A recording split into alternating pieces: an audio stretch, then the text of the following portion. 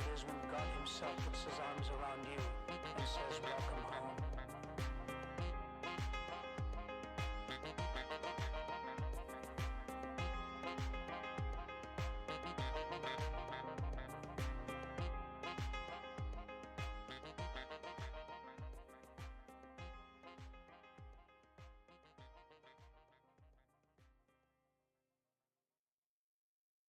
Fly away for the summer, hey. Take a trip for the summer, hey, hey. Fly away for the summer, hey. Take a trip for the summer, hey, hey. Fly away for the summer, hey. Take a trip for the summer, hey, hey. Fly away for the summer, hey. Take a trip for the summer, hey, hey, hey. We'll come back again, back again. I love all my friends, all my friends. We'll come back again, back again. I love all my friends, all my friends. So goodbye, my love. Until then, don't close the shutters on the window in your heart. So goodbye, my love.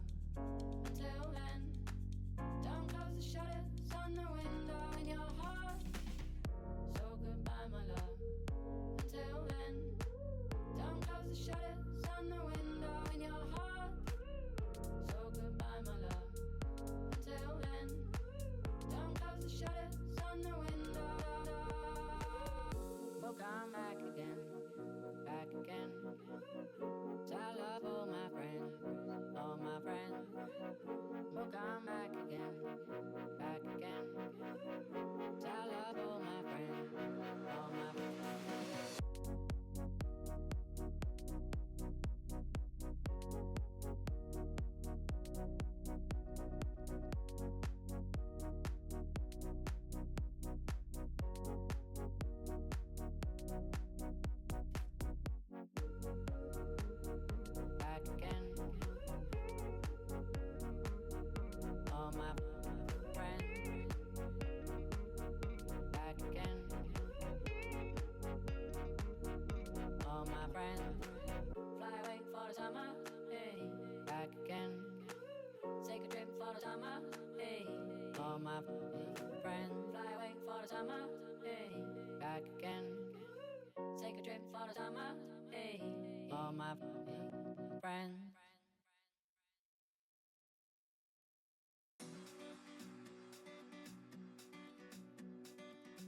Come and show me the way now.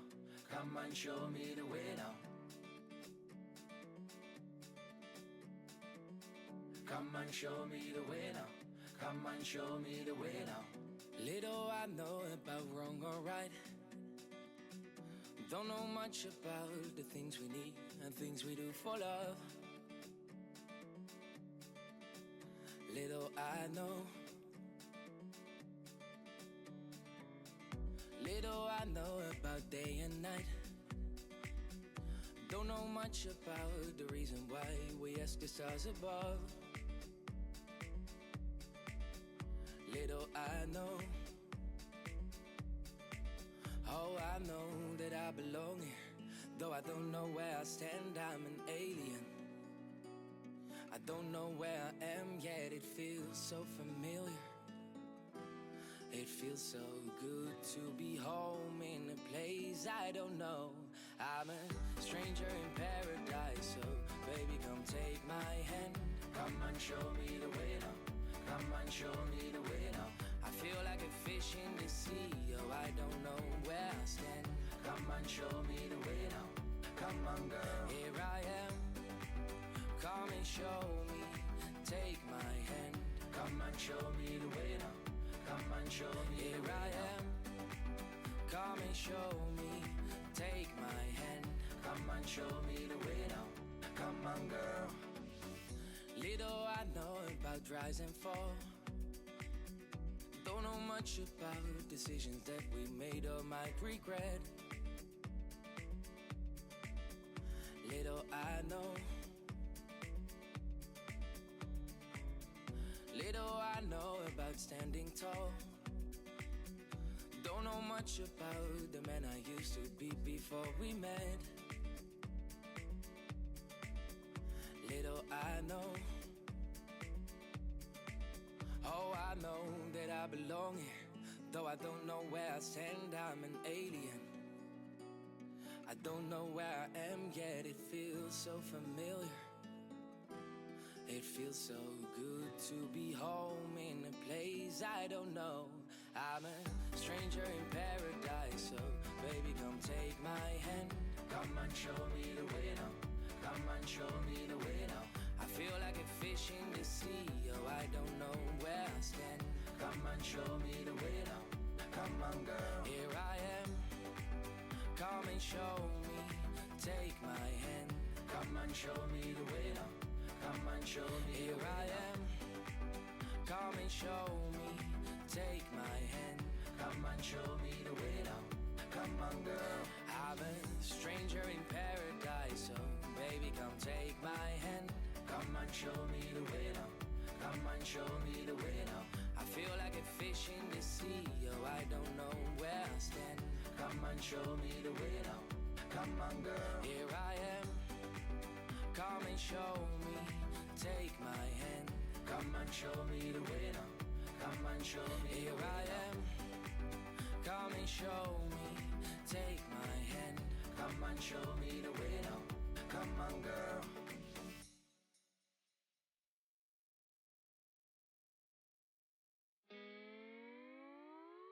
Outside my window I see fields of snow. It's cold and I just wanna fly away and feel free. If I could flee from winter here and now, I won't go back to where it all began. You and me, we were together on an isle of love. The sun was shining for us every day from above. We ran along the beach and you kissed me. Then we went for a swim like in my dreams.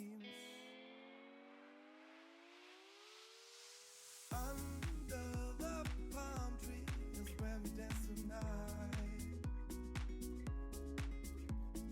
Back then it felt like a roller coaster ride. Oh, under the palm tree is where I found my love. Hey, your skin on my skin, I couldn't get enough.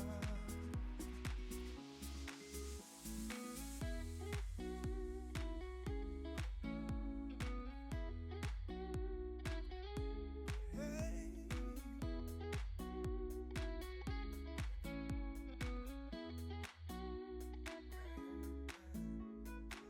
right now I wait for spring so bad it hurts.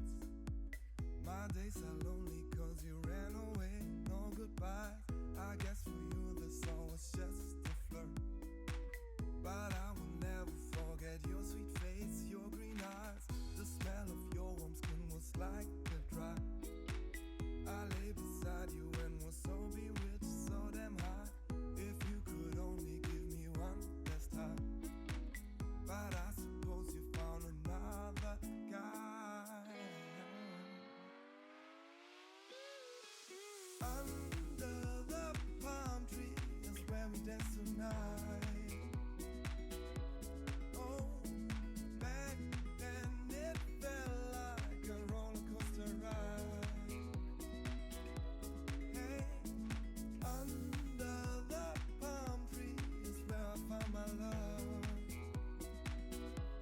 Oh, your skin on my skin, I couldn't get enough.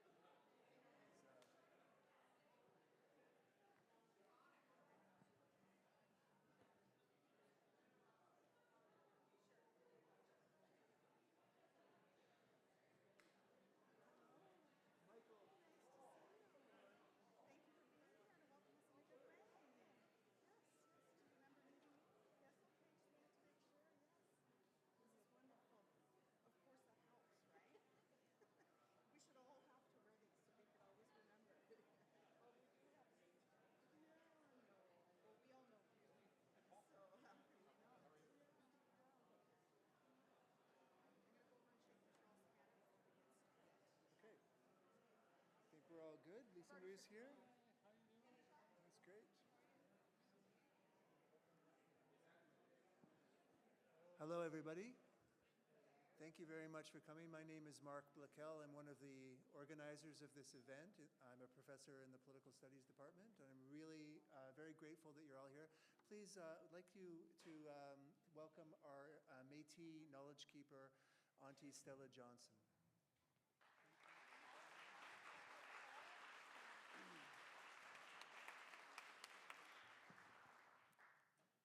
Danse kakio kiawao, nui huin Stella Erasmus Johnson, apito gossan mina Métis nia, uchte McLennan, Alberta. Hello everyone, my name is Stella Erasmus Johnson. I'm originally from McLennan, Alberta, but I've been here in the beautiful territory of the Nanaimo people since 1987. 3:30 June the 28th. Came in on the ferry. I'm honored to be able to come and open in a good way and maybe a bad way, whichever you want to take it. But if I could have you stand up and I'll do a plea and you can do your own, say your own in your own way. I will start off in my Cree. Oh, Minnie, shh. Minnie is talking to me. My watch.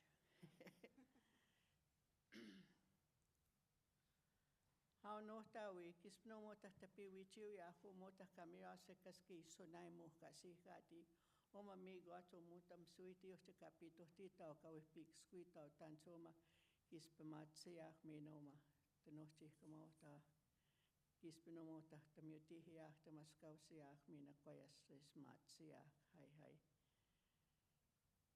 Our Creator, with great humbleness and respect, we thank you for being with us.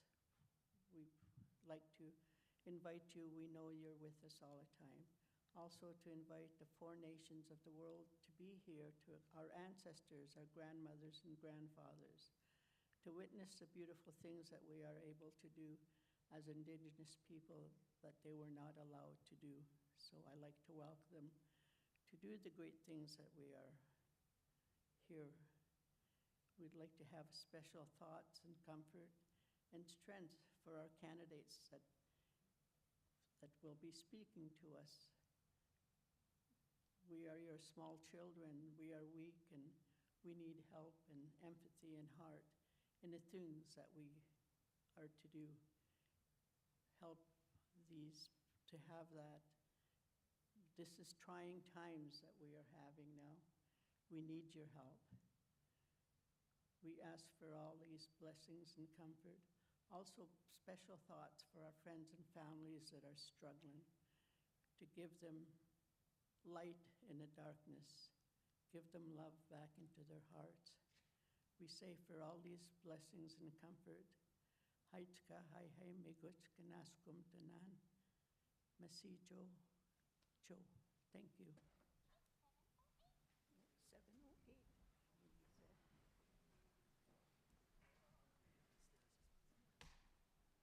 Thank you very much. I'd like to introduce Dr. Jocelyn Pro, the chair of the Political Studies Department at VIU.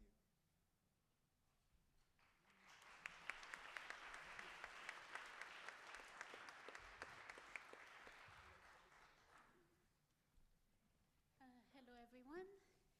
Thank you so much for coming to this event organized by my colleagues from Political Studies, Mark Blackel and Michael McKenzie. And thank you so much also to the candidates for coming to the event as well. I'd just like to take the opportunity to talk a little bit about the Political Studies program and to let you know that we offer a wide variety of courses related to democracy, international affairs, and public policy solutions in local, national, and global contexts. We have actually a list of upcoming courses at the entrance on our table there. We, in the Political Studies Department, prepare students for a variety of careers, not just in electoral politics, but also in public service, law, education, civil society organizations, and more. And we also provide experiential opportunities to students. Every year we have Mark Williams organize the Model UN. And then in the past couple of years, we've had Lauren Touchant, who has been organizing in the first year political studies class games that students can put together.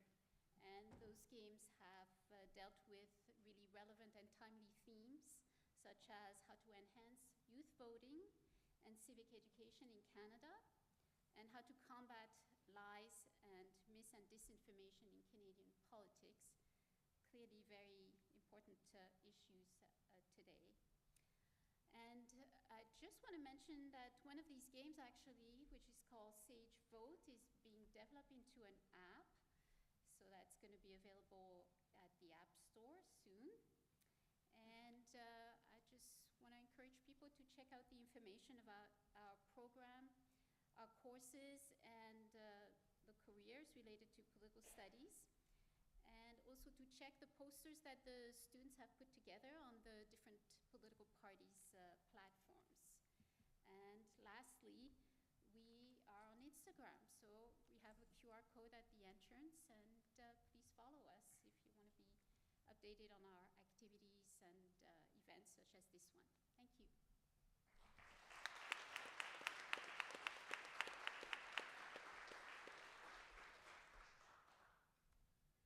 Okay, hi everyone. Thank you very much for being here. I'm Michael McKenzie. I'm in the Political Studies Department and the Jaroslawski Chair in Trust and Political Leadership here at Vancouver Island University. So we're delighted that everybody is here. It's wonderful to see so many people come out for this event. And I would like to thank the candidates for coming as well, for making time for this important event during a very busy and I know short election campaign. So we're delighted to have you, and we're delighted to have everybody else here as well. So all the candidates from the 5 main parties in this riding were invited to attend this event this evening. We have 4 candidates with us tonight, and I'm going to moderate the discussion. I'm going to say a little bit about how it's going to work now, and then we will get going. So each candidate will make an opening statement. I've asked each candidate to keep their opening statements to under 5 minutes. The order of the candidates' opening statements was randomly assigned. We're going to go with Paul Manley first, then Stephen Welton, then Michelle Corfield, and then Lisa Marie Barron for the opening statements. After that, we will open the forum to questions from all of you. So I hope you've come with questions to ask our candidates. We'll take 3 questions at a time, okay? So we're going to have 3 questions at a time. Please put your hand up if you'd like to ask a question. We have 2 mic runners who will make their way around the room. When speaking, please ask a question, and secondly, be concise. So you may need to contextualize your question, we understand that, but you should be able to do so in less than 30 seconds. We want to maximize the time that we have for questions and responses. If you're taking too long, I will encourage you to get to the question. After we've collected 3 questions from the audience, I'll give each candidate a maximum of 2 minutes to respond to the questions. I encourage the candidates to speak and respond to each other, as well as the questions from the audience. At about 8:30, we will give the candidates approximately 2 minutes for closing statements in reverse order from their opening statements. And that should give us a little time for chatting in the lobby afterwards. Okay? So with that, I think we should get started. So the opening statements will come from Paul, Stephen, Michelle, and then Lisa. Okay, so you each have 5 minutes. Feel free to stand up if you wish, or sit down if you wish. Thank you. Well, thank you. Thank you all for being here tonight, and thank you for the organizers for putting this on. It's really important for our democratic discussion to have these kind of debates. I want to recognize that we're on the traditional territory of the Nanaimo First Nation, and I want to thank the people of Nanaimo for being welcoming to me and for the elders for their teachings that they've given me over time. I'm the former Member of Parliament for Nanaimo Ladysmith. I was elected in 2019 and I served until 2021. I'm currently a Nanaimo City Councillor. I'm a director on the Regional District of Nanaimo Board, and I'm a board member of the Nanaimo Regional General Hospital. In past careers, I was a musician, I've worked in artist management, I was a filmmaker, I had small businesses, and I focused my film on social justice and environmental issues. And that's partly why I got into politics, because I was looking at issues and looking at solutions and wanting to move solutions forward. I've also worked in the nonprofit sector. I've been a manager and a coordinator. I've worked with food security organizations and with people with barriers and challenges to help them gain skills and gain employment. And I was the executive director of the Nanaimo Unitarian Shelter, where I help people find appropriate housing and the resources that they needed to thrive in their lives. I'm running again because I feel a responsibility to this community. We're a caring community. It's a beautiful place to live. I love living in this community. But we're dealing with a lot of threats. We got a lot of problems. We have an affordability crisis. We have a healthcare system in crisis. We're in a climate emergency, and we're dealing with threats from Donald Trump. And so I want to step up and serve again. We need to address the affordability crisis, and that starts with housing and the federal government putting money into affordable housing and co-op housing. We need to block foreign ownership of real estate for investment, and we need to make sure that big corporations don't treat housing like they treat the stock market. We need to deal with our healthcare crisis. We have 20,000 people in this community that don't have access to a family doctor. So we need to ramp up quickly to make sure we have enough family doctors and nurse practitioners and other healthcare workers in this community. Our Nanaimo Regional General Hospital runs at 140% capacity. It is 65 years old. It needs a major rebuild. It's going to cost almost $2 billion, and 40% of that is going to come from property taxes from the regional district of Nanaimo residents. That is not a good solution. We need federal funding to come back into healthcare capital spending like they did in the 1960s. So I've been pushing for that as an MP. I'll push again. We need support for post-secondary institutions. Vancouver Island University should be getting steady, stable funding to operate this university. We need to get rid of tuition fees the way the Scandinavian countries do, so students can get an education and not leave with a debt. We are in a climate emergency, and there's a lot that we need to do to address that challenge. We need to protect biodiversity, and primarily the Nanaimo River watershed needs parks and protected areas. We need to fight for Canadian arts and culture, including the CBC, to protect our national identity. I've been effective at getting things done as an MP. I don't heckle, I don't call people names, I don't engage in the hyper-partisan juvenile behavior that they see in the House of Commons. And that means that I can work across party lines with ministers and parliamentary secretaries and other MPs to get things done. And when people come to me in this community and ask me for resources or for assistance, I've been able to do that quite effectively. The Green Party proposes great solutions. Guaranteed livable income, universal basic income is one of our proposals. I know I got harassed and heckled for it by the NDP in 2015, but now it's NDP policy, and it was in the leadership debates for the Liberal Party, so that idea is coming along. We need to deal with Trump's tariffs and have a deep understanding of international trade and investment.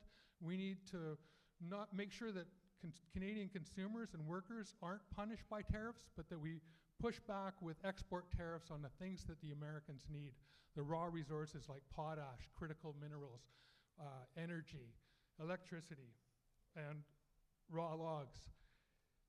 We need a fair taxation system. We have a lot of challenges in Nanaimo, Ladysmith, and I'm up for the job of meeting those challenges head on.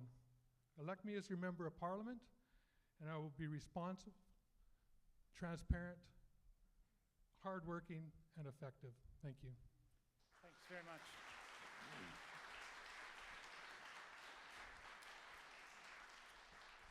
We'll now have opening statements from Stephen Welton of the People's Party of Canada. Thank you. Good evening. My name is Stephen Welton, and I'm here representing the People's Party of Canada, the PPC. You may not know us. We're a relatively new party, founded in 2018. I joined the party in 2019 and ran in the 2021 election. And here I am again. So hopefully I'm starting to become a familiar face to folks. My background, I'm not a politician. I have degrees in earth sciences, environmental science, and I spent over 20 years running multi-million-dollar environmental projects and managing environmental programs. I say that to express that I do have a deep, abiding respect for the environment. Consider myself to be a small e environmental person. But I will be standing here and presenting an argument to you that we are not in a climate crisis. We are not in a crisis that was created by Donald Trump. We are in a crisis that was created by the last 10 years of Liberal NDP coalition government that is doing a lot of damage to our country. I'm going to present an argument that is constructed around the facts that our Happy Planet Index is down from 5th to 15th in that 10 years. The debt per capita has gone from around $16,500 to $30,000. Purchasing power down from 20th to 29th in the rankings. Violent crime up 33%. Firearms crimes more than doubled. All this at a time when the existing government has been harping on about seizing people's guns. So it's not being very effective, is it? Housing prices way up. I hope we get into this in detail. Grocery prices up. We're all suffering with these inflations in our cost of living. And I'll be constructing an argument for you about how this is absolutely the responsibility of the federal government, and the blame is laid very clearly at the feet of the Liberal NDP coalition that has been governing the last 10 years. Again, it's not about what Trump has been doing for the last few months. It's what our government has been doing for the last 10 years. So, I will be presenting, I hope I have an opportunity this evening to present an argument that may not be very popular. We'll see. I don't know what this crowd is really looking for tonight, but I am going to make an argument about why high immigration levels that are a policy of both Liberals and NDP, and to a large degree by the Conservatives, how that is affecting our inflation in terms of demand for housing. I'd love to get into that if we have questions on that. Okay.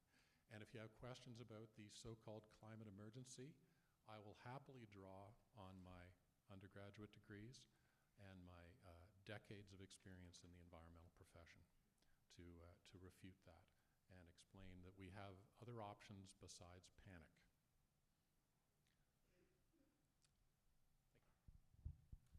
Thank you very much.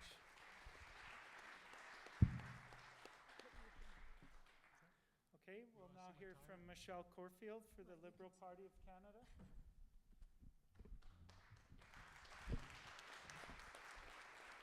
Thank you.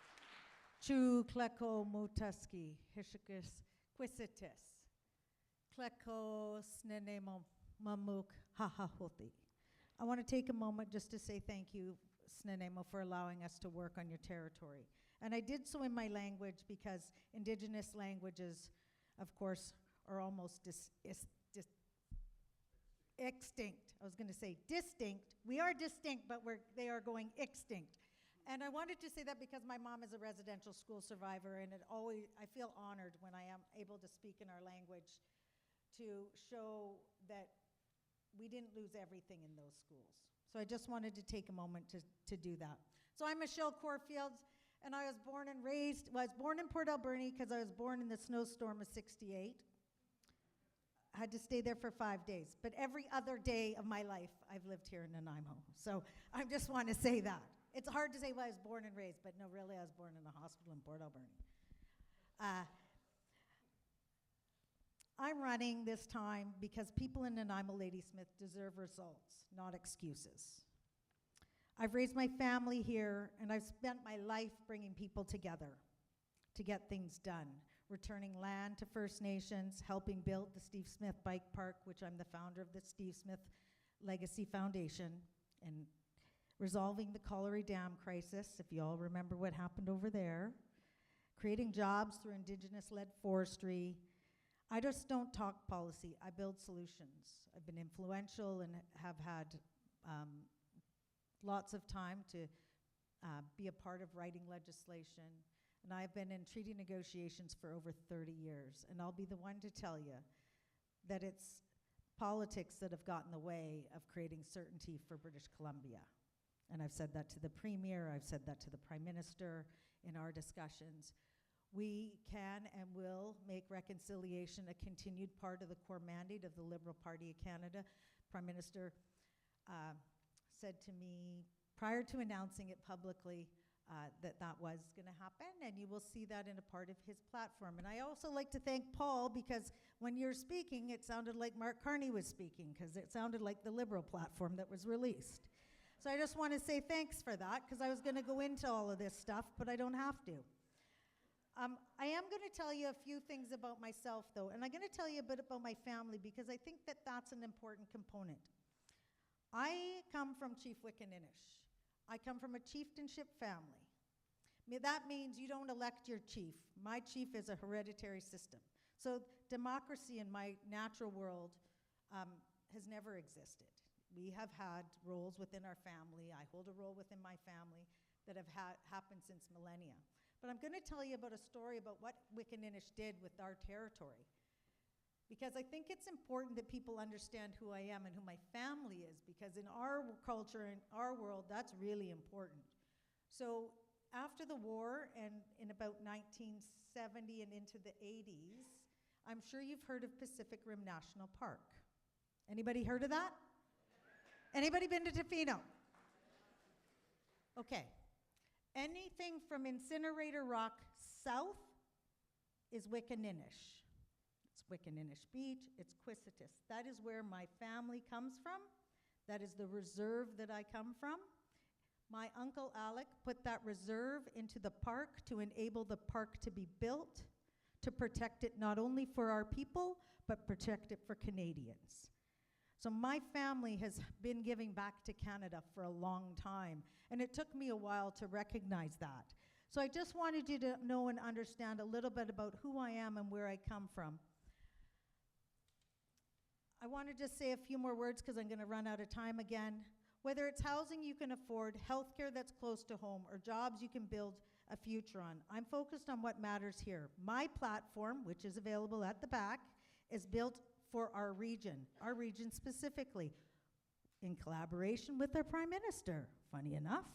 Faster builds using island wood, better care at Nanaimo General Hospital, getting that tower built and that cath lab built and that emergency room built. Faster builds using island wood, said that. Clean energy and Indigenous leadership. I'm not doing this alone.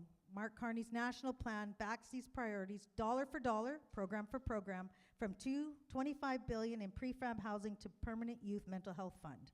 From faster approvals to credential recognition for health workers, we're aligned. I served 9 years on the College of Physicians and Surgeons. 5 of those years was chair of registration of doctors. Okay, I know. 5. Thank you. Let's be Thank you honest, very there's much. only 2 parties running. Candidates to form government. The NDP are running to be backbenchers. I'm running to get things done with the federal firepower to deliver for Nanaimo Ladysmith. Thank you. Okay, Lisa Marie Barron from the NDP now. Thank you.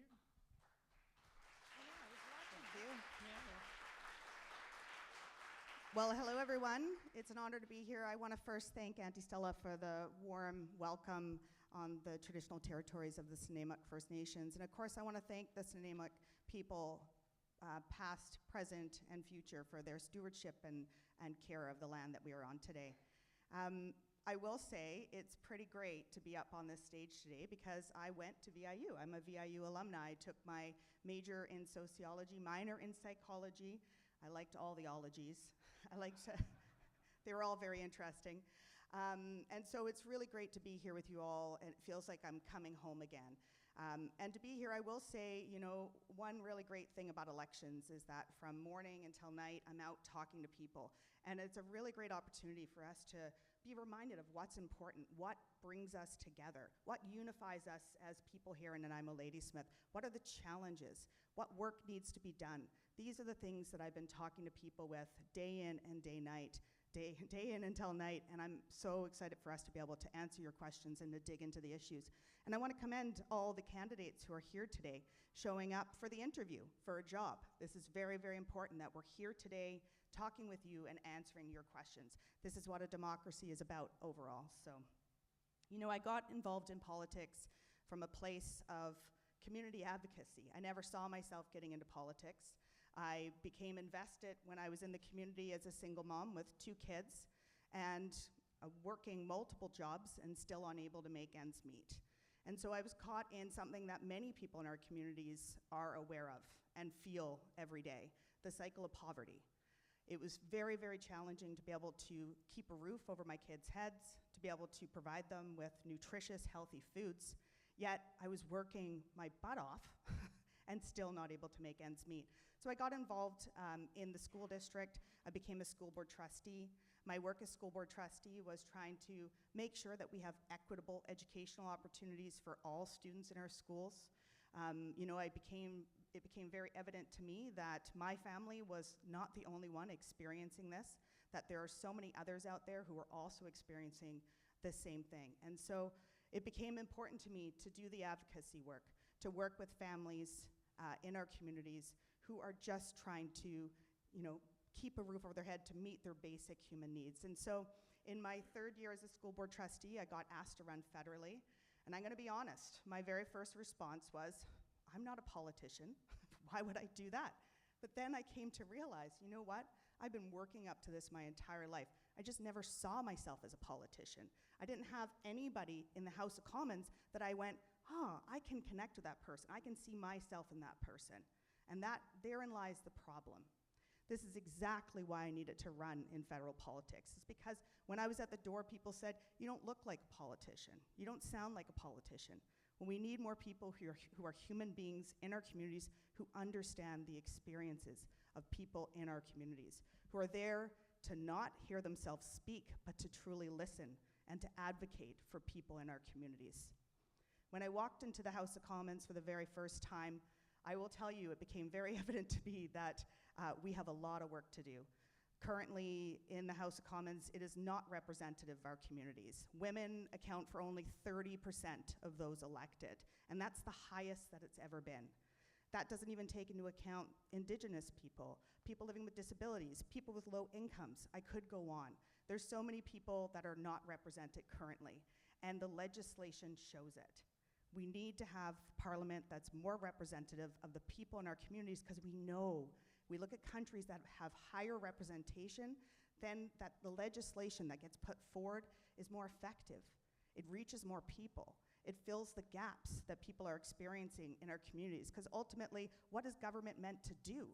It's meant to care for people in our communities, to make sure that we can live our healthiest and happiest lives. We have a lot to be proud of here in Canada. We have an incredible place that we live, and we can be doing so much better to take care of one another. And so I will tell you that when I was elected, I did so much work around affordability, around improving our health care, around making sure that electoral reform was at the forefront. Because, you know, there's a lot of talk. I'm going to look at my time. Oh my gosh, where did 5 minutes go? There's a lot of talk about electoral reform, but I was the first member of parliament to actually bring forward legislation for debate around changing and strengthening our democracy so that we can have better representation. This is the work that I do alongside my colleagues in the NDP to not just talk about the issues, but to truly see the solutions being implemented so that we can have housing, we can have affordability, so that we can have a planet that is sustainable for future generations to come. Thank you. Thank you very much.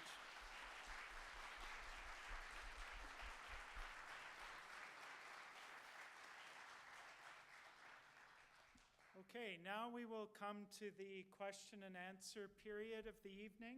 We have about 55 minutes, which is wonderful. It's a real privilege. And again, we'll have 3 questions at a time, and we'll have the candidates respond to those in turn. So let's have our mic runners go around, and you can choose somebody to Hi, I'll get up. I'd like to ask a question of the Liberal candidate and the NDP candidate only. What specific actions would your party take to protect the employees and retirees whose pension plans are underfunded? Thank you very much, and thank you for being concise. Next question. Do we have 2 runners? Oh, yeah, great. Over the last several elections, I've actually noticed that election signage has been placed places near polling places. I would just like to ask if any of the candidates have any plans to make sure that their signage is not placed illegally. Thank you. Yeah, the election signs being placed near polling stations. Okay, and on this side again? Yeah. Okay. Are regional interests being adequately represented at the federal level? And if not, does your party see the Senate as having the potential to address these inadequacies? Okay, thank you very much. So those 3 questions. We will start with the Liberal and the NDP candidates because they were named in one question, and then we'll go to the other 2. Please respond to any of the questions that were asked. Michelle? Too short. Okay, I'm going to respond to the pension. Yes, right? Retirees, federal retirees. Seniors built this country. They deserve real care and peace of mind. We can't let fear-mongering about pensions go unchecked. Protect pensions, CPP increased 2.7% in January 2025 as planned. OAS stayed stable that quarter because inflation was flat. These changes are automatic under law. Strengthen long-term care, home support, and veteran services. Expand access to dental and pharmacare for seniors. Bottom line, misinformation hurts trust. Pension increases are guaranteed by law. Let's protect seniors and the peace of mind they earned. And I just met with a 99-year-old lady, and she said she was going to run out of money when she was 100. And I said I would talk to the Prime Minister about making sure that she was adequately taken care of. So I'm going to think about how to protect our those Canadians that reach the age of 100. Thank you. Lisa Marie Byrne? Sure. So I don't know how to answer all those questions in 2 minutes, but I think I'm going to pick the one that most spoke to me, if that's okay. And I'm happy to answer any other questions after, of course. Around seniors, I just want to point out that I'm seeing so many seniors in our community that have worked their entire lives, contributed in our communities, and yet now in retirement, they're having to work a job. Now, to be clear, I appreciate that people still want to work, but nobody should be forced to work at a time when they are wanting to retire. Everybody should be able to retire with dignity and respect. And so there's so much work that has to be done around that. I don't understand why we don't have a national strategy. We know that our population is aging, but ultimately we need to look at protecting pensions. Right now we're seeing Danielle Smith in Alberta that's threatening to take Alberta, for example, out of CPP, and we know what happens when we see those contributions being reduced to this Canada pension plan.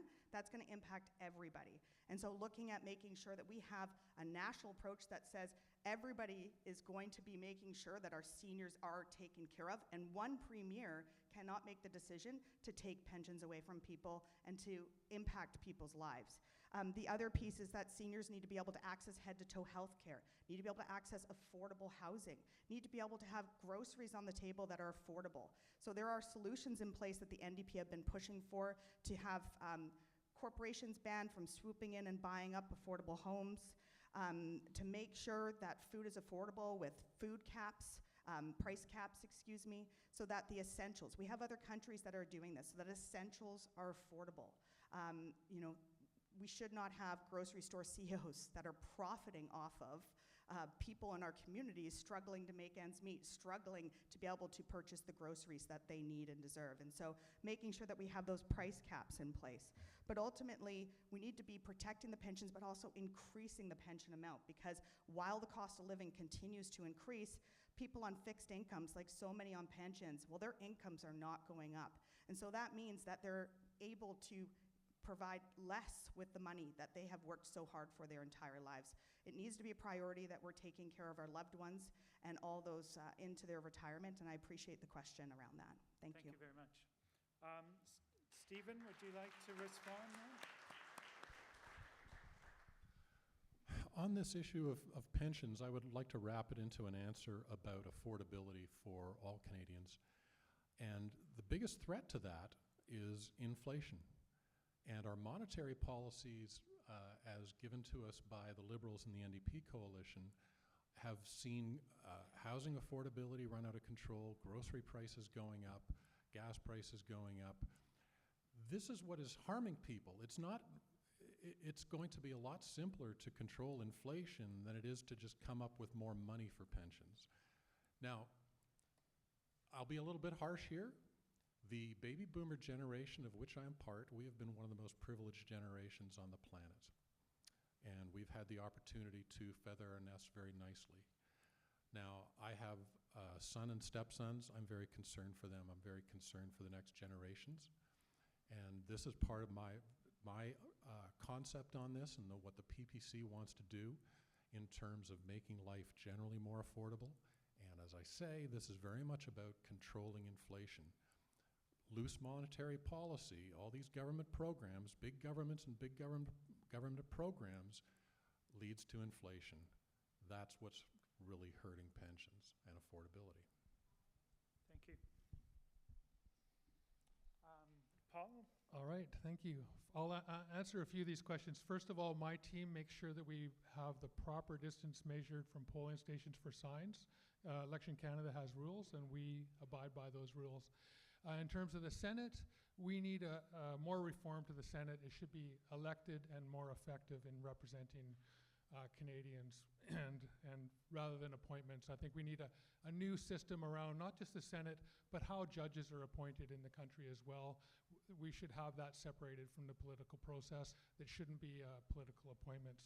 In terms of pensions, we need to make sure that pensioners are protected. When companies go bankrupt, that the pensions are protected. We need to make sure that there is a regular checkup on pensions to make sure that they're following through properly on their investments, that they're paying out properly, that they're indexed properly, because seniors need proper care. One of the issues that came to my attention when I was a member of Parliament was British pensioners who didn't get their pensions indexed in Canada. So if you lived across the line in the United States, your pension was indexed, but if you lived in Canada, it wasn't. And so I brought a motion forward to the House of Commons. I worked across party lines with all the other members of Parliament and had a unanimous motion passed to really scold the UK government to stop treating us like a colony and properly index UK pensioners. One of the other things that I worked on before COVID was the fact that we have foreign ownership in our long-term care facilities. And so we had a Chinese state-owned corporation that owned long-term care facilities, and the treatment, the care in those facilities was substandard. It was terrible. And then COVID came, and where the deaths occurred was in long-term care, where seniors were being warehoused for profit. And so I put forward a motion, and it was costed by the Parliamentary Budget Office, and the Liberals picked up on half of the things that I suggested that we needed to do to protect seniors in long-term care. They didn't do everything, but they did some good things based on policy I put forward. Thank you. Great, thank you very much. This time, we'll start on this side with Lauren. Good afternoon. Thank you for everyone for standing. This is democracy, and I'm really scared that we'll only end up with two parties governing Canada, getting really close to dictatorship. My question is for our Liberal candidate. Thank you for standing, and I know that you are a person that understands natural medicines based on your heritage, and I am a medical cannabis patient of over 25 years now. Both the Liberal and the federal governments have thrown us under the bus, and the Liberals specifically because of Recreation Act, which really threw patients under the bus. I know you may not be able to answer the question. I'm going to ask, but if you can't, I'd like to know what will you do if elected. Today, and I'm a heavy activist in medical cannabis, both at the federal and provincial levels. Okay, I've been elected in the past, and today I found out Dr. Wardell of Alberta, who has saved many, many lives over the years using medical cannabis, College of Physicians and Surgeons took him to task and down. And during his tribunal, it became out that Health Canada is secretly surveying the social media of AMCRP patients. That is your government allowing this to happen. What will you do to stop it and to give us dignity of access? Because we cannot grow when you live in a strata or you're sick and you just don't have a green thumb. Okay, thank you very much. On this side. Hi.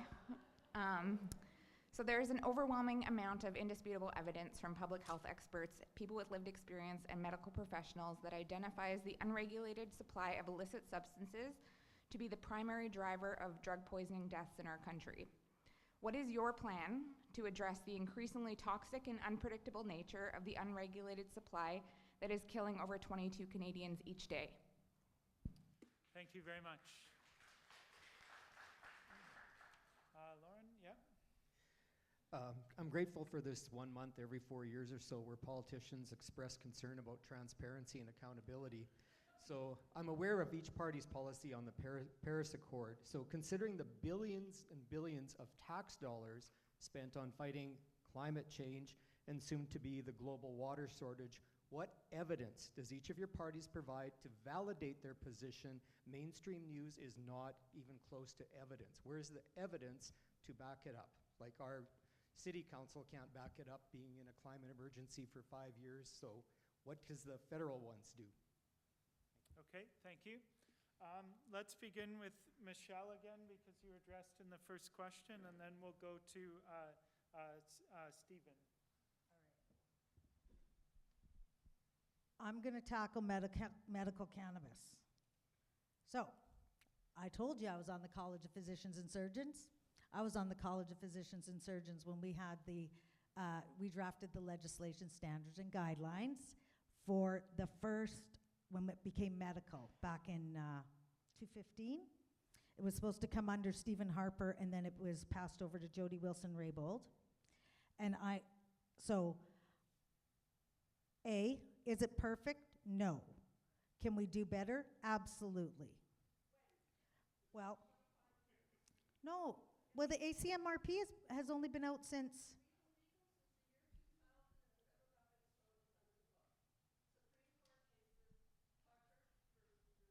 Yeah. Because full disclosure, I own BC Cannabis with my husband. So and we are in the medical marijuana, that's what he grows, medical cannabis. So you're not getting access to medical cannabis, is that? Because you don't have you could get an ACMRP, but you don't have an ACMRP because you live in a condo. So can we get you access through one of the suppliers? Yeah. Yeah, this is a more in-depth. Pardon?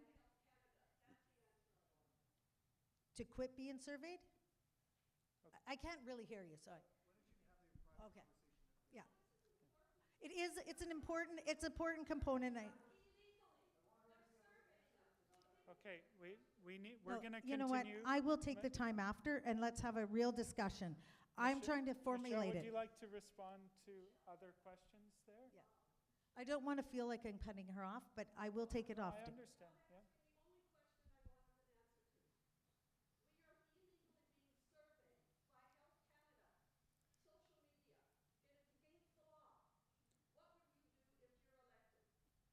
I would deeply investigate it.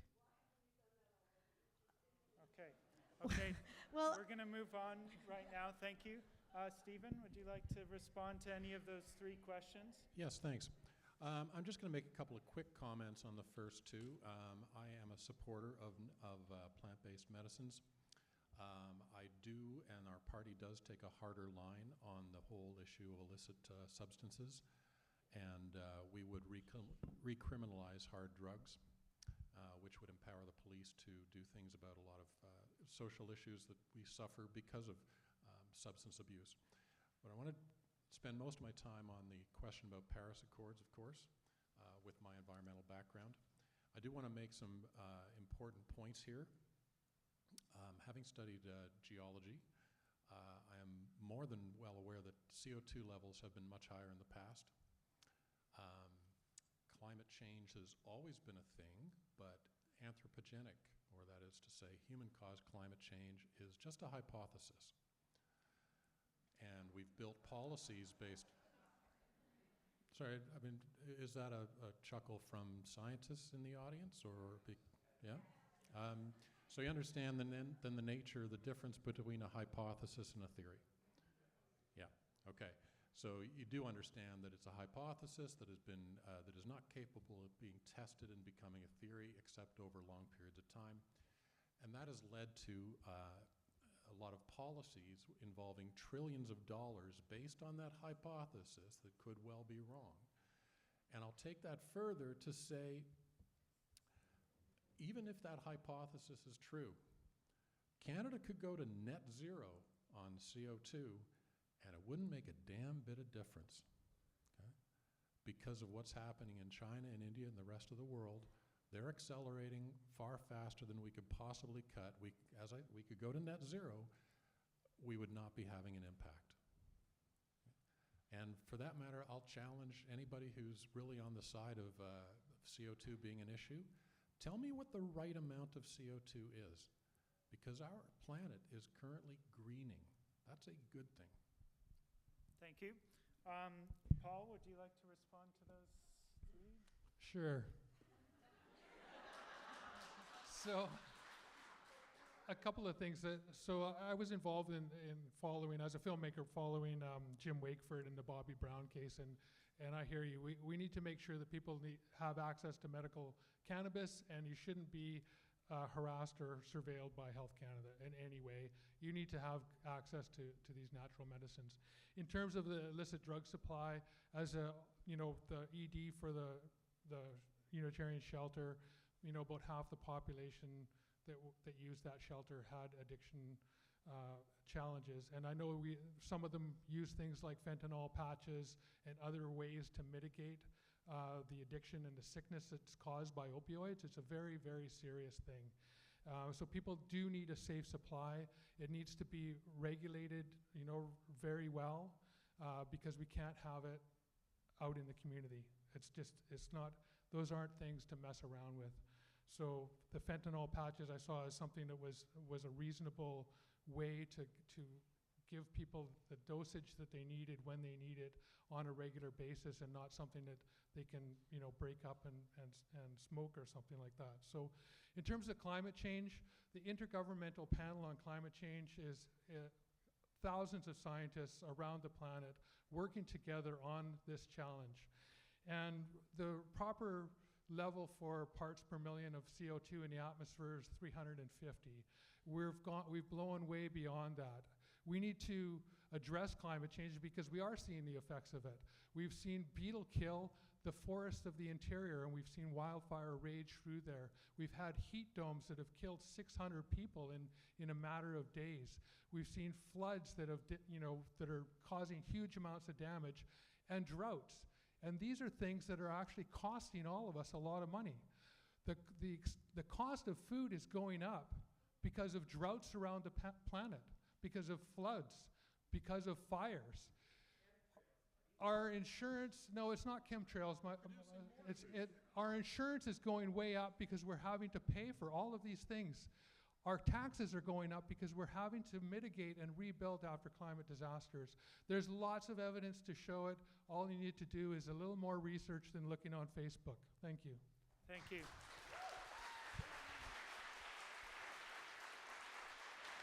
I just want to remind everybody to let the candidates speak and listen to what they have to say to us. Lisa Marie? Well, thank you very much. It's a lot of area to cover. I guess the first question I'm going to answer is around medical cannabis. Of course, I support medical cannabis and making sure that people have access to the medications that they need to live the happiest, healthiest lives that they can, and to be able to treat whatever it is that's happening with them in the best way. And we know that that is one of the ways, of course. The other thing I want to talk about is the toxic substance crisis. I just want to point out how many lives have been lost with the toxic substances that are in our communities. These are, our loved ones, our fathers, our sisters, our cousins, our neighbors. There are so many good people whose lives have been lost, and this is a crisis, and it needs to be treated as such. As far as, if you take a moment, there's a group that's called, I want to make sure I highlight, is called Moms Stop the Harm. This is an incredible group of moms who have lost their children. And these are the people that we need to be listening to. The people that we need to be listening to are the public health experts who are in the field, who understand what is required. And I will tell you, the very first thing that they say is to please keep people safe, keep people alive, so they can access the treatment that they need, to access the supports that they need, to access wraparound supports, whatever that looks like for them. So whether that's on-demand treatment, whether that's mental health counseling.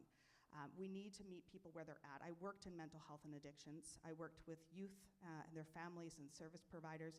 That's what I did prior to becoming elected, is I worked with families to make sure that they got the supports that they needed. We need to increase the amount of options for people to get access to that help. Right now we're seeing people who are trying to seek help and there's just no available beds for them to actually get that.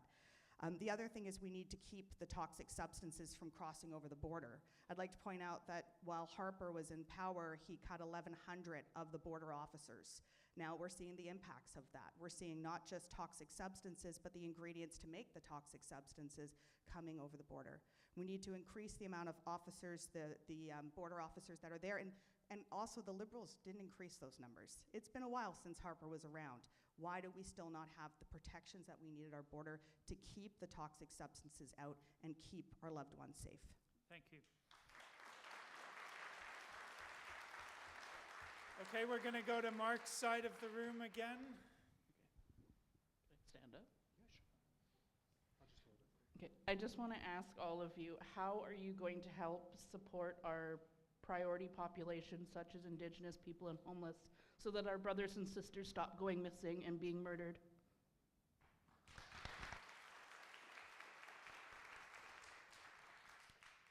My question is for Mr. Manley and for Mr. Welton. Your parties don't have official party status in Parliament, which means you won't get parliamentary days to propose your legislation, and you won't have federal funding to run your local parliamentary offices. How do you plan to best advocate for our riding if you won't have that support, and how do you plan to advocate for your party platform if you can't propose legislation?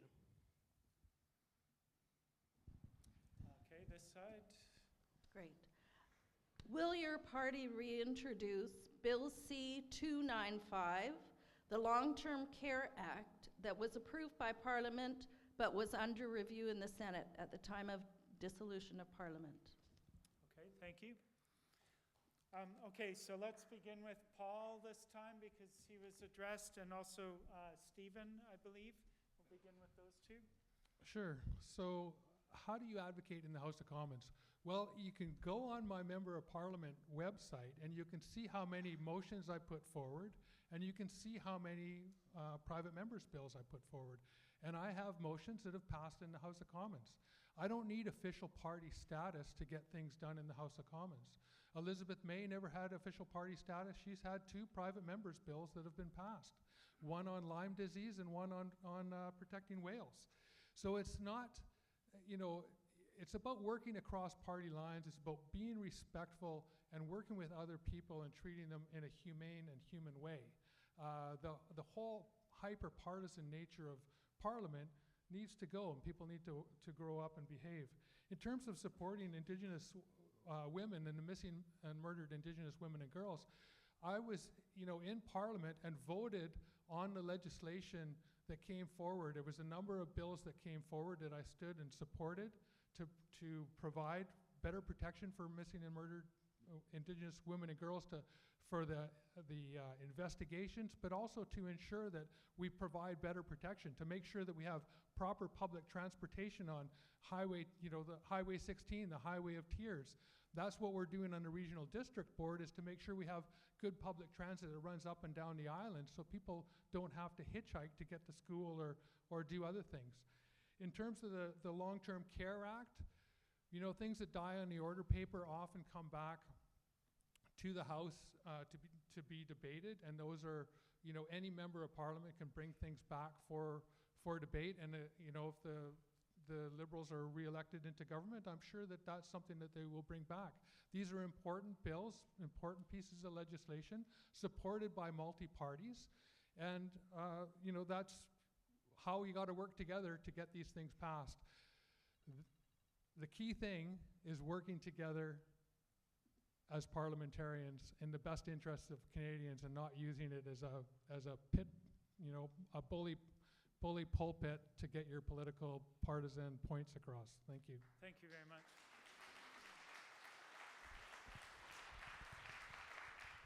Okay, Stephen?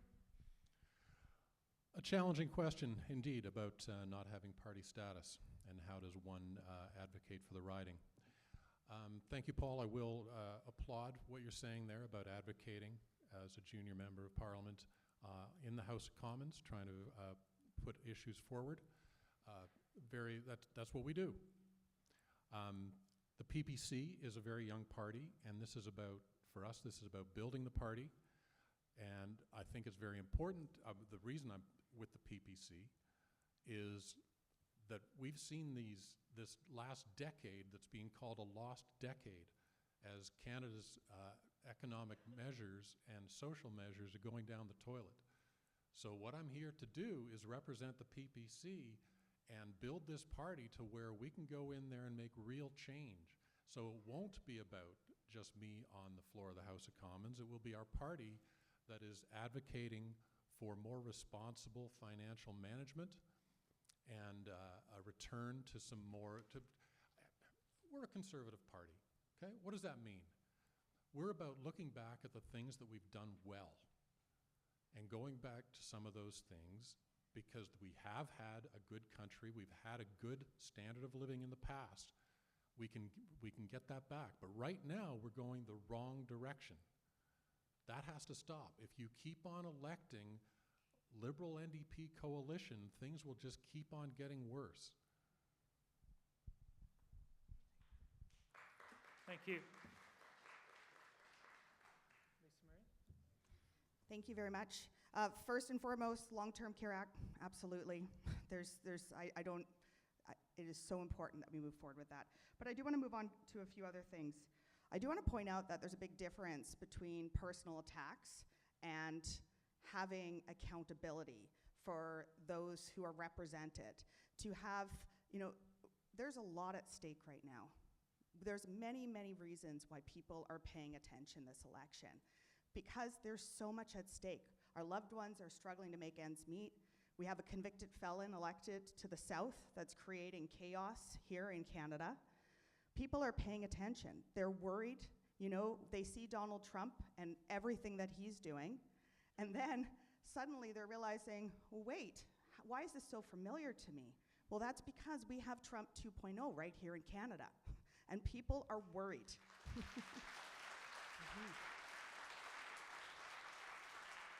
Every door that I'm going to, people are talking about the NDP and the Conservatives. This is over and over and over again. There's little pockets of other conversations, I'm not going to deny that, but I will tell you with 100% certainty that if you want to see the party that's going to have your backs, that's going to be there at a time when there's so much at stake. The only party that can beat the Conservatives here in this riding is the NDP.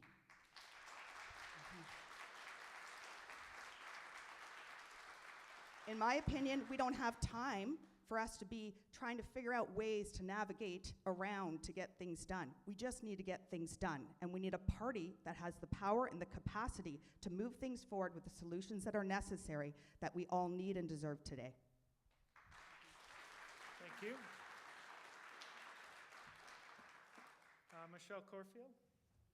Thanks. Yes, the sovereignty of our country is at stake today. As an Indigenous woman, I probably feel that a little bit deeper than most, as sitting at a table negotiating treaties for First Nations that have not seen recognition of their rights in over 150 years. It's deeply concerning. But I am confident that the Prime Minister that's running to run this country, along with myself being a member of the Liberal Party, is going to get elected. And I too believe, with my background and my understanding of legislation and the things that I've done for our country already, that I'm going to be on the frontline team with Mark Carney, tackling those tariff issues after 9 years of serving on the port as a chair, bringing $200 million to the table. Where does missing and murdered women fall into this? I have sat in those tables, but I'm going to tell you a little bit more. When I was the vice president of the Neutralna Tribal Council, I cleaned up one young girl's murder scene. She was 12 years old and murdered in her home. I went to court for Kayla John and sat for her family to protect that family from what was being shared in that courtroom.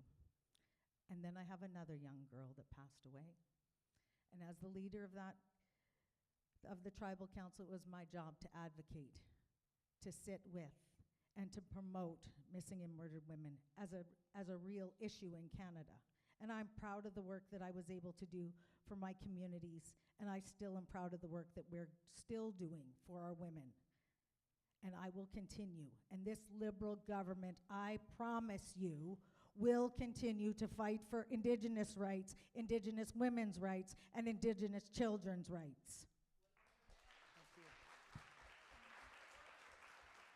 Okay, we'll have 3 more questions. We have one there, yep. I have a question about electoral reform that speaks to Lisa Marie Barron's question there, because currently the polls show that the Conservatives are set to win in this riding at 33% of the vote, and 67% of us are split. So how do we change that? Because we're looking at, 33% of the population choosing our leader. And the Liberals brought it in their election campaign in 2015, and then they discarded it.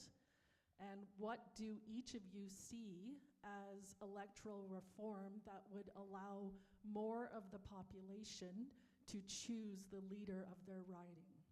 Okay, thank you very much. This side of the room.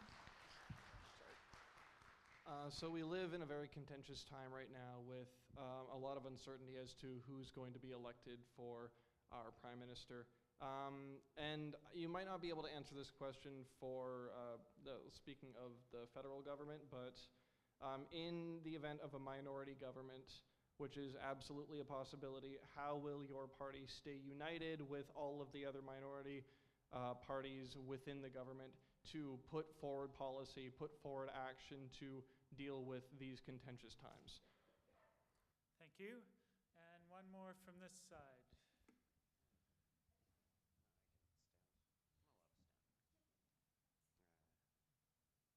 Does this work?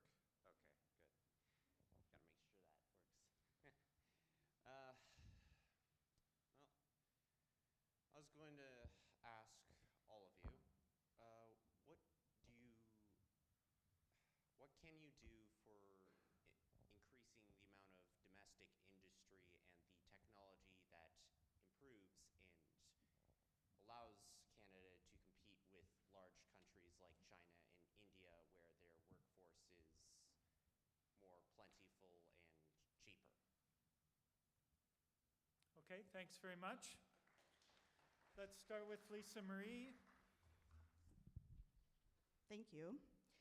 First of all, I want to acknowledge the frustration that I'm hearing from people in the communities that we are currently still using a first past the post system where the winner takes all. It's highly frustrating. Yep. We saw Justin Trudeau make a promise in 2015 that that would be the last election where the first past the post system was being used, and here we are, talking to people about, instead of who they want to elect as their representative that meets their values, instead there's all this talk about how to keep the person that you don't want in out. That's not the way it should be. We should be able to vote for who we want to see in those positions.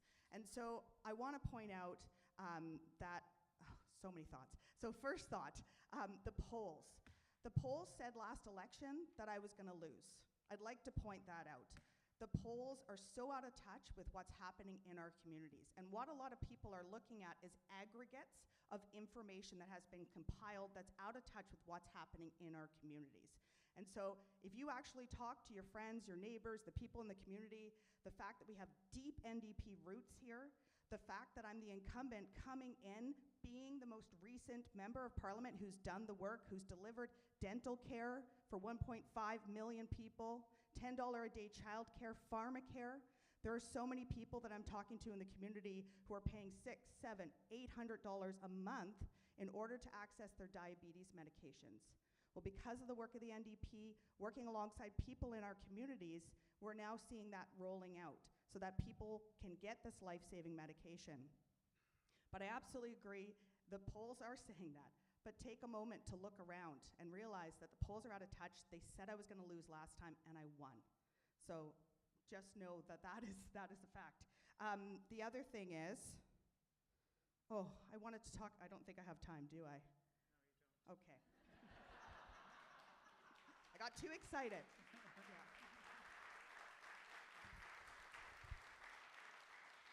Okay, let's go to Michelle Corfield next.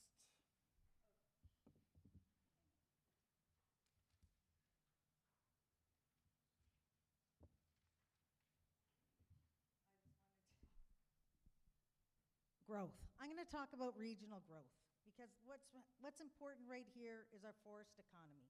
And our forest economy is being attacked by tariffs. And not just these tariffs. There was actually softwood lumber duties that were coming into play that were impacting the forest industry as a result that are coming in effect in June.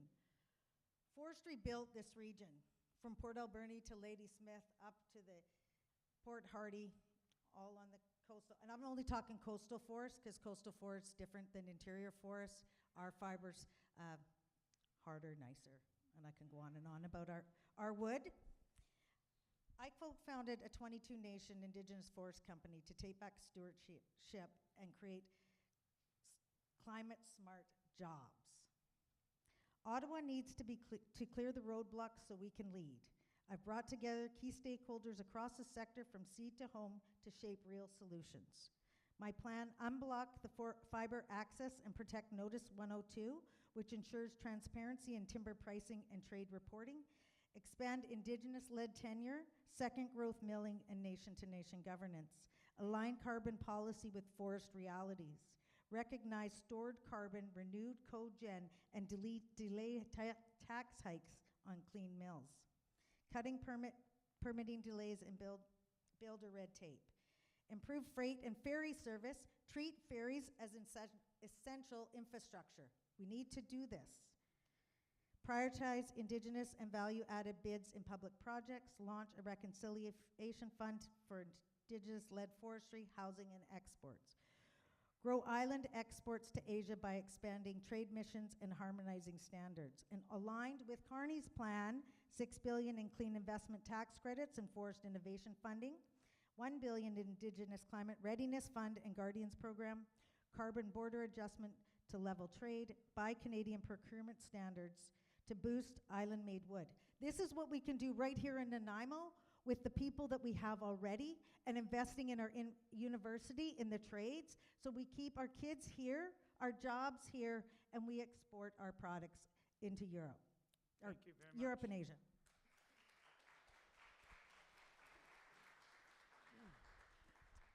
Thank you. Well, to start with proportional representation, in 2015, the Liberals promised it would be the last first past the post-election, and they broke that promise.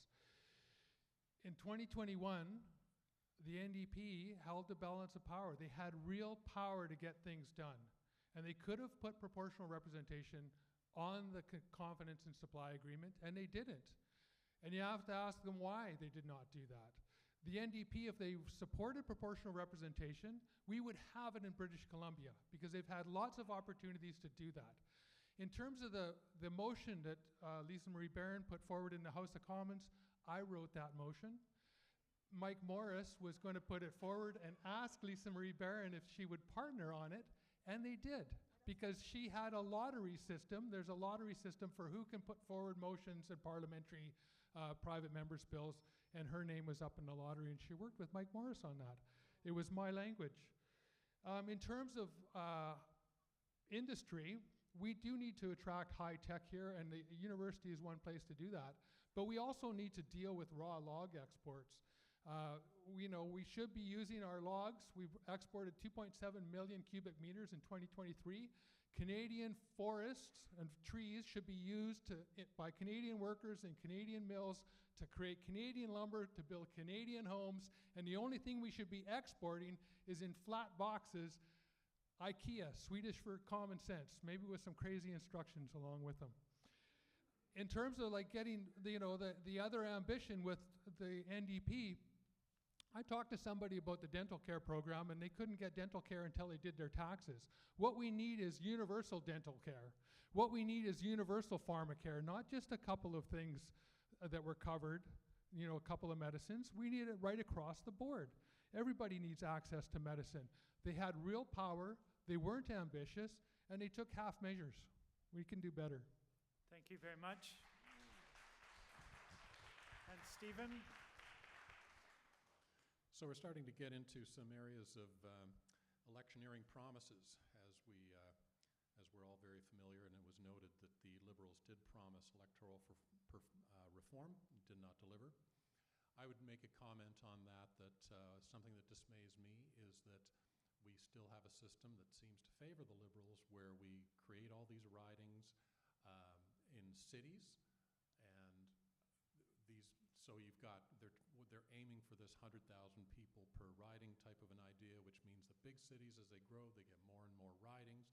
But all those people have the same things. Everybody in Toronto, there's a similarity there. Whereas we suffer out in more rural areas that we have these larger areas with more diverse interests, and we're being underrepresented. So change is needed. But let's be careful about the electioneering promises. That's a very good example of that kind of a failure. I want to talk about, there was an issue there about jobs. I'm going to touch on another rather contentious subject, and that's immigration. And I'm harping on this. I know it's not a popular issue. People don't feel good about talking about limiting immigration. The other parties are all really big on immigration, but what that does is it brings in a lot of people who then compete for the work, which drives down wages. As well as increasing the demand for housing and driving housing prices up, it is at the same time driving down the wages that are paid to workers, because there's somebody to do that work cheaper. If we reduce immigration levels substantially, we can make a huge impact on both those issues very, very quickly. Okay, thank you very much. Let's go to the next 3 questions. One there. Hi. So I have a question about immigration for the PPC candidate and also other candidates. So as we know, historically, the Canadian economy is closely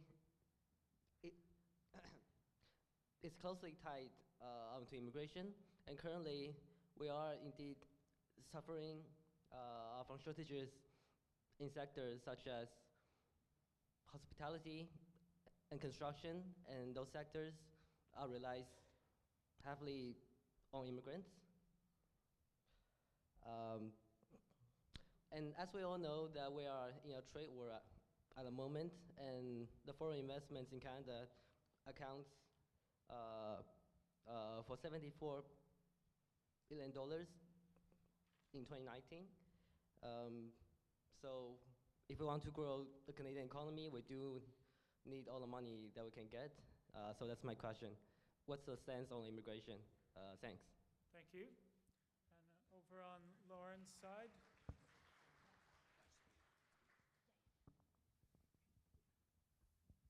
Thank you to all the candidates for coming out. I'll ask this part of this answer for this from each of the candidates. As far as education goes, people that can't afford education in this country are not having the accessibility to it. So I'll ask this of Stephen. And at a time when we're trying to bring in infrastructure for doctors, nurses, and other professions from other countries, we have Canadian people here in Canada that have the abilities, but not the means to access that.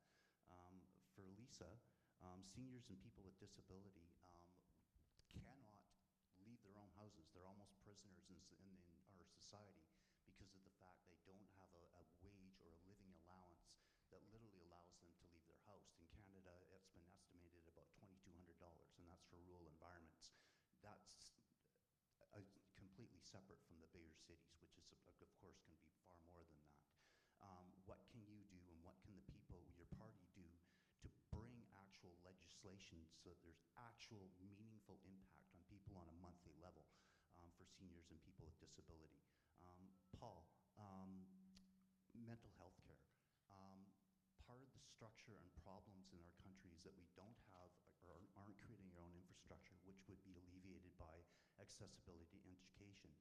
Our social policies need to be changed as far as mental health care goes, and the fact that we don't have enough mental health care practitioners I think you need to get to the question here. Okay, mental health care, more accessibility to it, and for Michelle, at a time when our sovereignty is being... One question per person.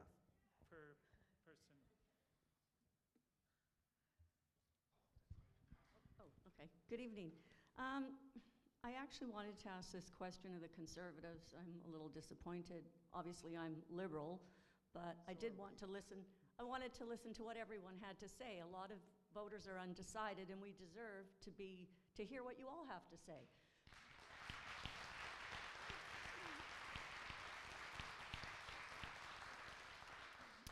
So my question that I was going to direct to the Conservatives, I would now like to address to Michelle and to Lisa. No offense, guys.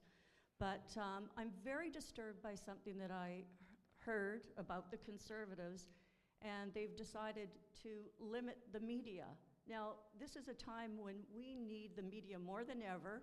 We need people that will speak truth to power, and they have the press behind bars asking questions and then dismiss someone and called her a protester when she was a legitimate reporter.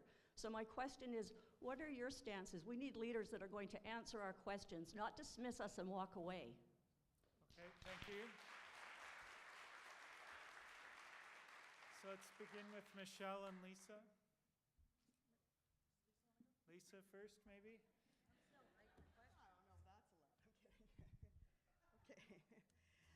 Oh my gosh, so many things. So I want to focus on all these very important questions. I would love to also hear more of the things that Paul wrote and how he can take credit for those. I'm sorry. I mean, clearly the NDP was needed in order to actually pass the legislation to see it go into Parliament. I'm just going to point out that little piece of information there. Okay, disabilities. So I want to point out that the work of the NDP has been focused on making sure that people living with disabilities are no longer legislated into poverty. It is horrific to see that because people are living with a disability, they're unable to make ends meet, unable to keep a roof over their heads. And so it was because of the work that we did alongside the disability community that we pushed the Liberals to finally implement a national disability benefit. Now, this national disability benefit then gets rolled out by the Liberals, and it's up to $200 a month. What a slap in the face for people who are living with disabilities. Super frustrating. But I will tell you that this work is continuing, that we are holding the Liberals to account to make sure that this amount is increasing so that people living with disabilities are no longer living in poverty. To make sure that we know what needs to be done to lift people living with disabilities out of poverty. There was a ton of consultation done. And unfortunately, we did not see the Liberals implement the suggestions that were made by those living with disabilities, like not tying it to the disability tax credit. We know there's huge problems with that. We know we have a shortage in doctors, that they cost money for the notes. I could go into all the details of that, but we know what needs to happen to support those living with disabilities. We just need those represented into these positions to make sure that they are done, and they are done properly alongside people living with disabilities, because who knows best but those who are living it.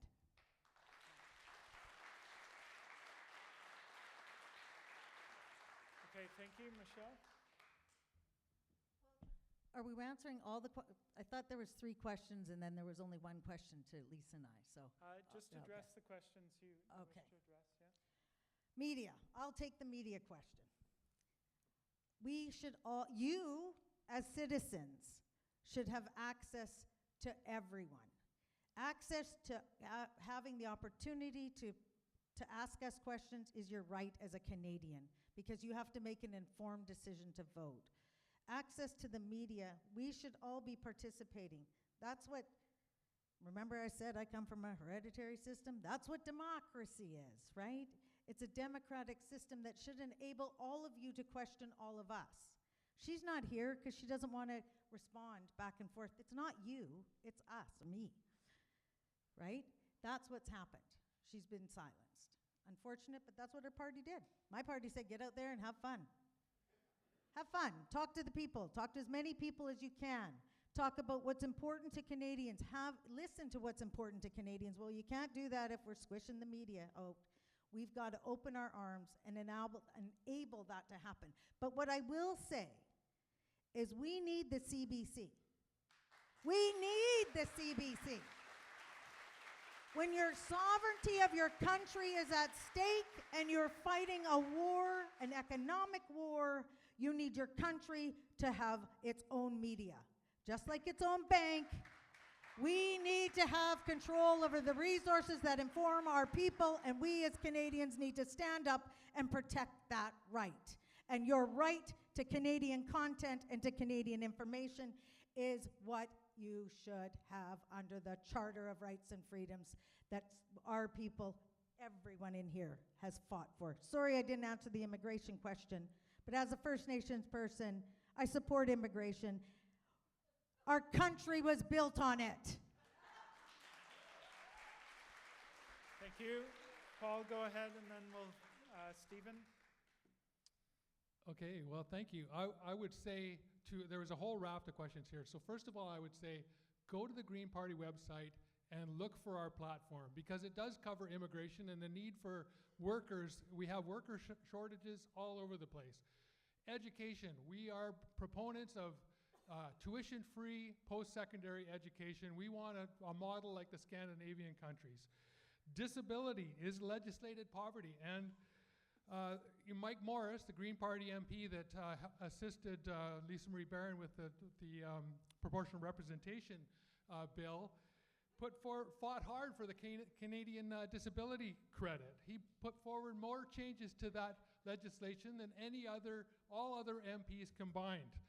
When I was approached by the local disability community about medical assistance in dying and the need to protect people to ensure that they are not coerced into dying with dignity when they don't need to, I put forward 5 amendments. 5 were supported by the Conservatives, 2 were supported by all the other parties. Unfortunately, the protections for people with disabilities were not supported by the NDP, the Liberals, and the Bloc, so they didn't pass. And we've seen people with disabilities who have had made because they cannot get the basics of life to give them the life that they need. And that needs to come first before we talk about dying with dignity. In terms of the media or mental health care, it's in our system, it's in our book as well. We support it 100%. In terms of the media, it sounds like the Trump regime down south is being repeated up here. The media is super important. I support everything that Michelle just said about the CBC. Thank you. Okay, Stephen. Thank you. Sorry, I'm a little hung up on that rather impassioned speech there from Michelle. That was very dramatic. I wish you had spoken as highly of our Charter of Rights and Freedoms 3.5 years ago during the COVID crisis, when the Liberals trampled all over rights and freedoms of Canadians.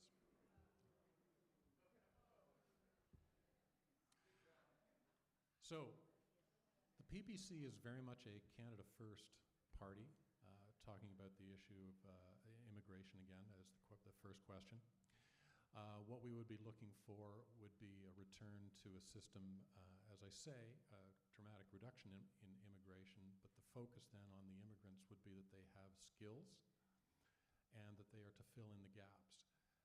We think it's important that we have a return to a better balance where there's demand within our domestic economy for workers, whether it be hospitality, construction.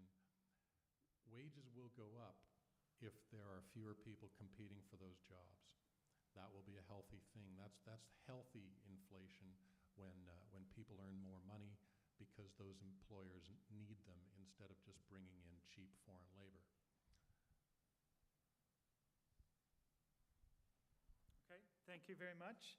So that brings us to 8:30 already. We may be surprised to learn that it's already been nearly an hour. So I want to go through the candidates again to make closing statements, and that will give us some time, hopefully, for people to meet with the candidates in the lobby afterwards.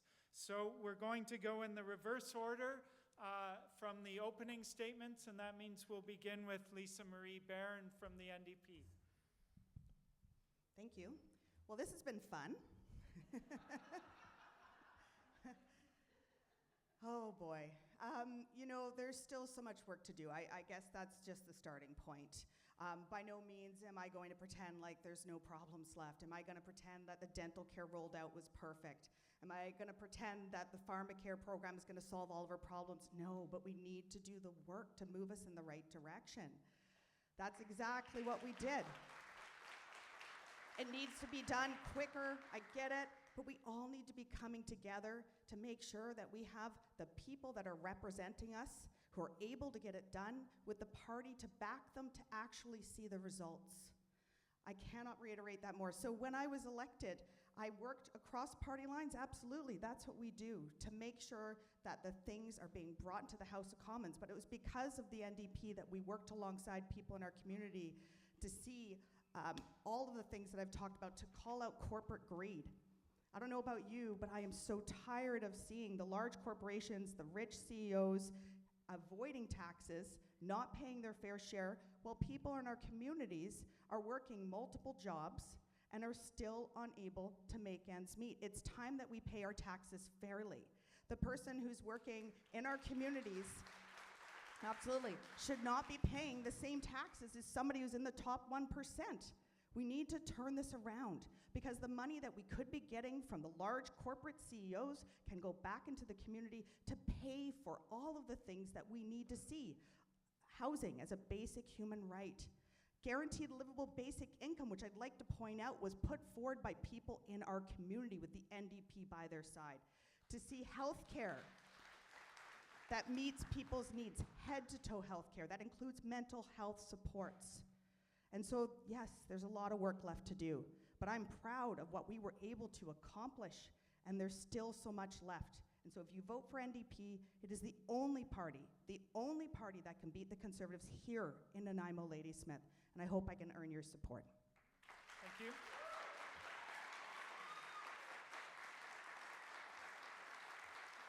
And now to Michelle Corfield from the Liberal Party of Canada. I'm not here to rehearse party lines. I'm here to win for Nanaimo Ladysmith with Mark Carney as your Prime Minister. I will raise my family here. I've spent decades delivering for this community, returning land to First Nations, building economic partnerships, defending public spaces, and solving problems others ran from. We've had years of representation with no results. This time we have a chance to send someone to Ottawa who won't sit quietly in the back row. I'm ready to work at the heart of government with the full weight of Mark Carney's national plan behind me, from housing to healthcare, from clean growth to Indigenous leadership. We are aligned, we are prepared, and we are moving forward. You may hear a lot of noise about polls, but polls don't pave roads, build housing, or reduce ER wait times. My track record does. Believe the facts, not the fear. This is our moment. Let's stop settling for symbolic wins and start getting real results. Vote for leadership, vote for strength, vote to get things done. Chu Kleko. Thank you very much. And Paul, you're next. Or sorry, yeah, Steve. Thank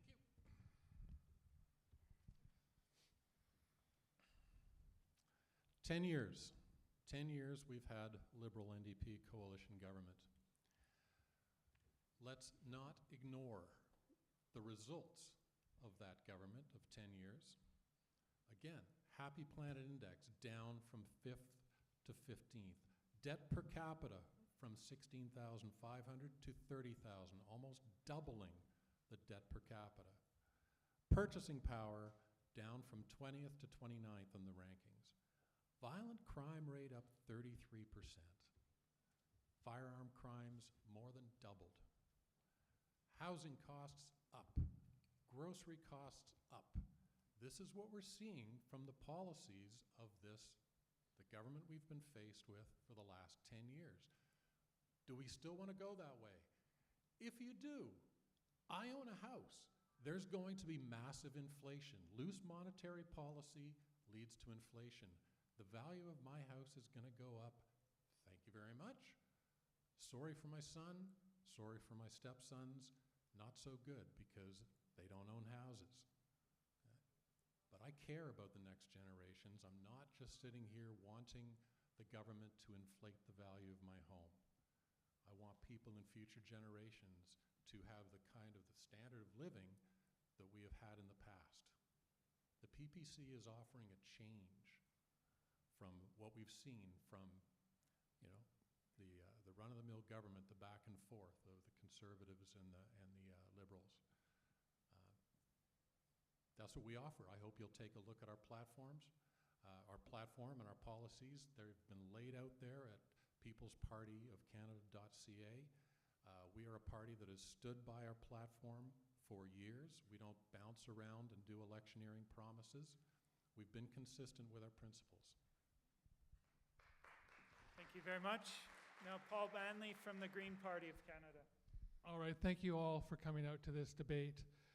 I have earned the support and trust of this community, and I've been asked by community leaders to step up again and run to be the member of parliament here. I will post my motion, and I will post it side by side with Lisa Marie's motion on proportional representation. Guaranteed livable income was an idea that was put forward by the Green Party in 2008, and I've been championing it for 10 years. And I could see somebody here that's trolled me on it in 2015 from the NDP. They thought it was a terrible idea. The NDP has had real power. People ask, like, what do you do? What can you do in the House of Commons? They had real power and they squandered it. If I had the opportunity to hold the government with a balance of responsibility, I would be pushing them much harder, and I would be ensuring that every confidence vote was not just, here's a 4-year ticket. We're going to go through this process, and you're going to continue to push. The Constitution doesn't mention political parties. We should be able to go to Ottawa to represent our communities. That's our goal. That is our job, to represent the communities, to listen to constituents, and do what they ask us to do. And that's what I've done. I've fought really hard for this community. I've put forward good legislation that has been adopted by the government party, by opposition parties, and I've done so in a respectful way. I've actually increased the level of discourse in the House of Commons just by being there, by the fact that I don't heckle and I don't act in an immature and repulsive way, quite honestly. So elect me to go back to the House of Commons, and I will continue to represent this community with dignity, with respect, with transparency. I will work hard, and I will continue to earn your trust. Thank you.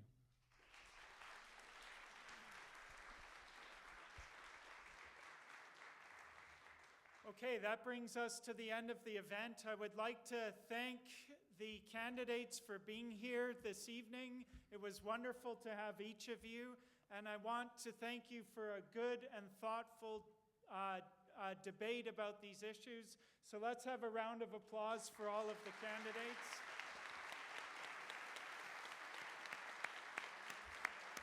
And I also want to thank the audience for being here. We modeled democratic deliberation very well. We don't agree on everything, and we shouldn't, and it was wonderful to bring people together to discuss these important public issues. So let's have a round of applause for everyone who came this evening. And I'm hoping that the candidates will have a few minutes in the lobby if you're interested in speaking with them now. Thank you very much.